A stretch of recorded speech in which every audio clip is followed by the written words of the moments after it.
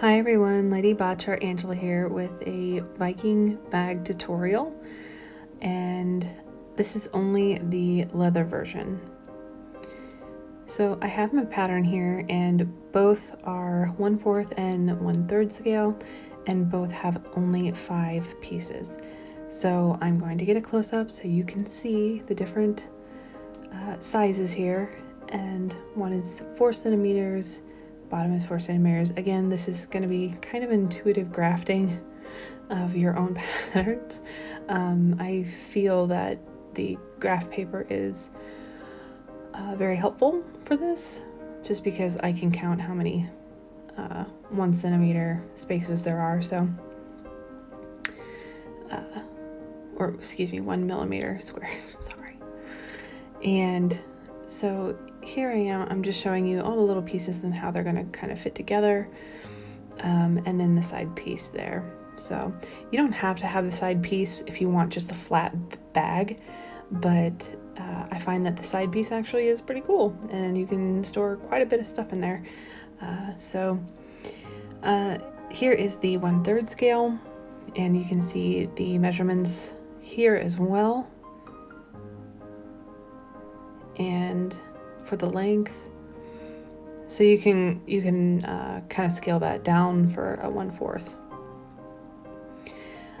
Again, in the 1/4 it's a square opening, and this is just for the 1/3 it's a rectangle, so it's just preference. Really, it is just preference.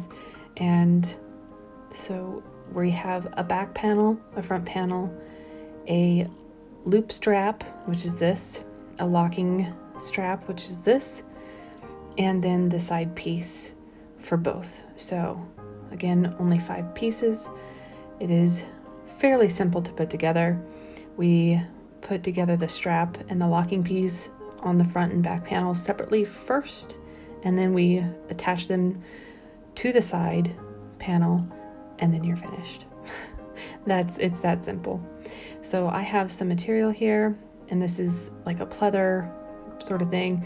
I have some from Meg as well, and here I am showing you what the different steps are, and it's the same steps every single time for any bag that you do, whether it's sewing by hand or by leather punching.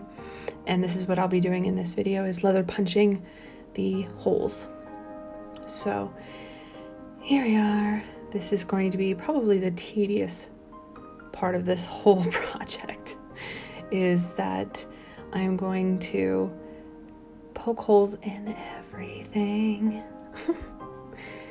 So again, you don't see it because I cut it out, but sometimes I had to finagle the pieces, so I had to cut a little bit off here and there, so just to make it fit nice. So again, this is my first time drafting this out, so I am correcting as I go. So the front panel and the locking piece go together first, and the strap and the back panel go together. You can do it first or second, it doesn't matter, as long as they're done separately first before you put them together with the sides, with the side panel. So here, the bottom is going to be attached to the bag. So the bottom hole right here, I suggest putting the hole a little bit further back than where the loop starts. So you'll see here in a minute. Yeah, I punched too close. So just punch a little bit further to the edge. So I put the loop together, and then I punched once, just to make it even. So there's that. So it attaches on the very end, and then the loop happens, and then it attaches once more on the top, so the strap doesn't, fling everywhere. So this is just what I'm doing. I'm again just punching one hole. Yeah, it took me a little bit to get it lined up correctly. So this will be riveted in place. You can sew this, you can hand sew this in place as well. It may take a little bit more hole punching, possibly if you wanted to do it either side by side or vertically on the strap piece. You might need a longer piece of strap if you're going to do it that way. So I just need one hole because I have one rivet. So I'm not saying ribbit, I'm saying rivet. I just realized it sounded like rivet. So here's the top rivet that I'm going to be putting in place. Yeah, I had to make sure that it was all the way through. It didn't click like it used to. So I do this on all of them. So I punch the holes for the back panel, the front panel, the strap, and the locking piece. And then, yes, I'm just shaping the tip of it. And yeah, I do the same with the locking piece at some point. There we go. And it's just to give it a little bit more interesting pizzazz, I guess. So this is probably going to be the hardest part, other than the side panel, is that you're putting the front and back panel together. And of course my pattern wasn't very accurate, so I had to cut one of the panels down just to make it fit, which is fine. So after doing that, I punched holes all the way around, and then afterwards I count them, and then that's what I make, how many hole punches I do for the side panel. And if you're doing this by eye like I was, I had to cut a new side panel in the end because I didn't space out my holes as much as I should have. So just be aware of that. So if you're doing like a 2 centimeter space in between, make sure you do that on your side panel as well. So don't put them grouped really close together, otherwise it's not gonna sew up right. So here it is, just counting your hole punches, and then you're going to put the hole punches on the side panel part that you have, once one on one side, and then punch the other side as well. So, because this will be attached to both the front and back panel. I know it's not that complicated. It's just 5 pieces. It was rather nice though. I was doing this and I made 4 of them. So 2 in 1/3 scale and 2 in 1/4 scale, and they weren't that bad. I think the 1/4 scale ones were a little bit more finagly than the 1/3, and I think that's just because of the scale itself. The bigger the scale, the easier it is to kind of maneuver. But yeah, I actually really like this. I might actually make some more. Yeah, so here I have both of my 1/3 scales done, or no, these are my 1/4 because they have the square hole instead of the rectangle. So yes, I punched it all out, and I'm just showing you kind of where all these punches are. So now the next thing we're going to do is rivet the strap and locking piece in place on both of these panels separately, because it would be really hard to do, if impossible, if you had sewn the sides and front panel and back panel all together. You wouldn't be able to put on the locking mechanism to the actual bag with the rivets if you were to do that. So I do have 4 of the leather ones. I do have 2 that are in canvas, and I think I'm going to wait to do that one in a part 2, as I have to rearrange my machine, because I'm going to do it on the machine, and it's a sewing one. So it's still the same pattern, still the same size and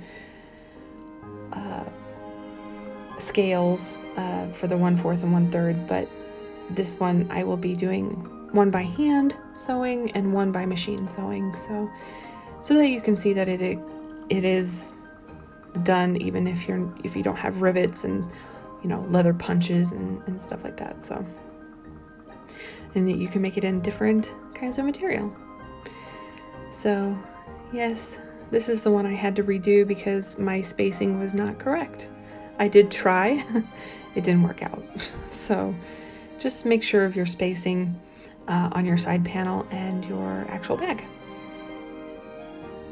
So here I have just a bit darker brown one, and it's a bit flimsier. I do like the lighter brown, I think. So here are my rivets, and these are for, like, these are 2mm, I think. But yeah, it should come with like a rivet setter. I don't think it comes with a mallet, so you might have to get a hammer or mallet. And this was the fun part, because I just sat smacking metal around all day. So we're gonna get started with this one first, and this one's pretty self-explanatory. So like I've been saying, we put the locking piece on, we put the strap on in the back, and I'm going to rivet mine in place because I'm not hand sewing this one or these leather ones. So you have basically a male piece, and then you have a female piece, and you stick the male piece through all of your leather pieces, and then you put the female basically backing on, and then you rivet it in place. I would say start slow first and then hit harder, but you only need about 3 smacks. Otherwise it kind of smashes and you have to take it out and redo it, and then the supply is ruined. So yeah, I did that a couple times. So just be careful. Here I am for the strap on the back. What you want to do first before you actually place it on to the panel is put the loop in place. So you want to rivet the loop in place first, and then you want to put the top and the bottom fastenings to the panel on after that.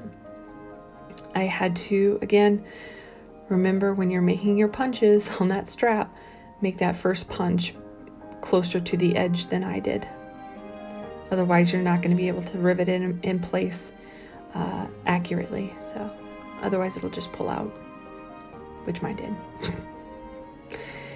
So here I am, I'm going to do the black one as well. And here we are. So now we're left with 3 pieces from 5, and we're just going to hand sew the front and back panel to the sides. And I'll show you that in detail as well. So yeah, you can have it flat, so you don't need a 5th piece. But if you wanted it a bit more 3D and you wanted to carry stuff in it that wasn't just like a piece of paper or something, then yeah, you'll need a side piece. I just used embroidery thread and a needle, and yeah. Here we go, again, following the basic steps. So we've already gotten those, so now we're doing number 3 and number 4. So how I measure is I'm taking the side of my project and I'm measuring at least 4 times what I need. Sometimes I do 5 times, just to make sure that I have enough. So you can see that I'm just kind of giving myself a bit more. It's okay. I use just the one long length for both sides. So yeah, don't make a knot at the end. Do not make a knot at the end because it will not fit through the hole. So what you're going to do is we're going to do a straight stitch. You can do a saddle stitch if you know how to do that, but we're just doing a straight stitch. So we're doing a straight stitch all the way around, and then we're going to basically back stitch the whole thing again. So I'm going to go in from the inside, so when it comes back and I knot it, the knot is on the inside of the bag and not showing. So just keep a tail long enough to where either you can hold it or so you can make a knot at the very end. So just leave it. Don't pull tight. You don't need to, not until the very end. Just make sure that your tail doesn't get stuck in, like mine did quite a bit. So there's no getting around it really. So here we go. That's one stitch, and then we're gonna just go in every other hole here, and you'll see that there's a stitch that's been skipped. That will be there until you back stitch all the way around again and end up where you started. And once you do that, we will put a knot in the tail that's hanging out and the thread that came back around from the back stitch, and that will be it. So then you would do the same thing. Yep, you're just gonna go around just like that. So you can see that it's like almost every other stitch that's around. So now we're just gonna go back and fill those in.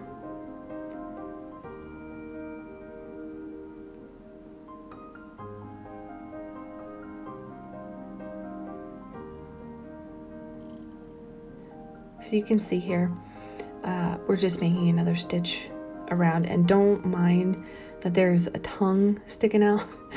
That I just gave myself just in case I needed it, but I'm gonna cut it off in the end anyway. So now you can start to see where the straight stitches kind of come into play, and it actually holds really well. Seeing that it's a literal back stitch, so you're just back stitching all of the stitching that you've already done, and it actually holds into place really well. So I just did this one just because it was the simplest one, and most people know how to do this stitch. You know, just sewing straight, or at least somewhat. But you have a guide with the holes, so that's always a plus. And the saddle stitch is a little bit more advanced. It's like this. It will look in the end just like this, but you're using 2 needles at the same time, and you're just passing through the same hole every time. So I don't know, it just depends on what method you want to do. So here I have it. I've already back stitched all the way back around, and I've knotted with the tail that was sticking out in the beginning. So I'm just gonna knot it up here. Yep, just like a regular knot, nothing special, nothing fancy. Just knot it, and then I'm cutting off the tail. So, and then I do the same to the back panel. And for the leather bag, the stitching is on the outside. The only difference with a sewn bag with like a canvas or a cotton material is it's sewn inside out. That is the only difference. The only difference. I mean, other than the hole punches, obviously, but just the method of sewing it is just a little different. Otherwise, they all turn out the same. So, yep, I'm gonna just cut that off after I get that one done. So I don't cut it off right then, I cut it off at the very, very end. So, like I'm showing here, wrong sides together. If it's sewn, it is good sides together. That's it. that's basically the trick to it.